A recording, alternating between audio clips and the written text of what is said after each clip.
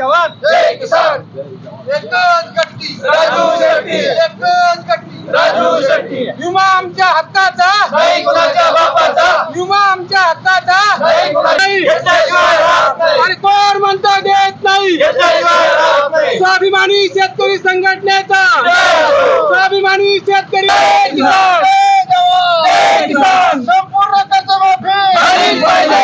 संपूर्ण कर्जमाफी झालीच पाहिजे. कोण म्हणतो देत घेतल्याशिवाय राहत नाही नाही. स्वाभिमानी शेतकरी संघटनेचा जय हो. स्वाभिमानी जय हो. स्वाभिमानी शेतकरी संघटनेचा जय हो.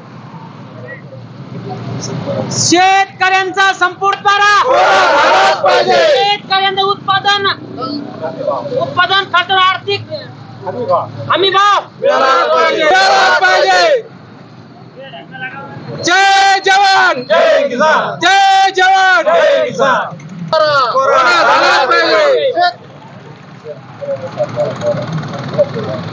शेतकऱ्याचा सातबारा कोरोना झालाच पाहिजे.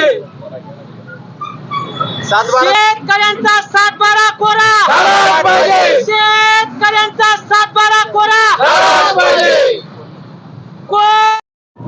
दादा मला काय सांगणार, तुम्ही या ठिकाणी धरणे आंदोलनाचा इशारा दिला होता, आज तुम्ही धरणे आंदोलनाला सुरुवात केली आहे. काय प्रमुख मागणी आहे, काय सांगणार सरकारला? शेतकऱ्यांची संपूर्ण कर्जमाफी जे की या राज्य सरकारने सत्तेत येण्यापूर्वी आश्वासन दिलं होतं ते आश्वासन राज्य सरकारने पूर्ण करावं.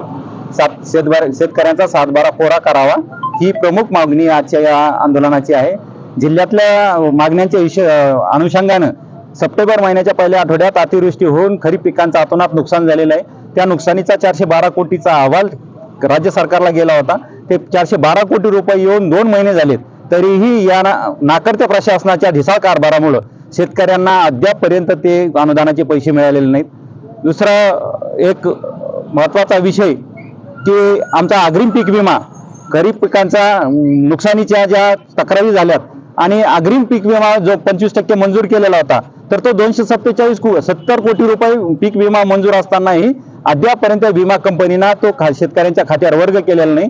या सर्व मागण्यासाठी आज आम्ही या जिल्हाधिकारी कार्यालयासमोर धरणे आंदोलन करत आहोत.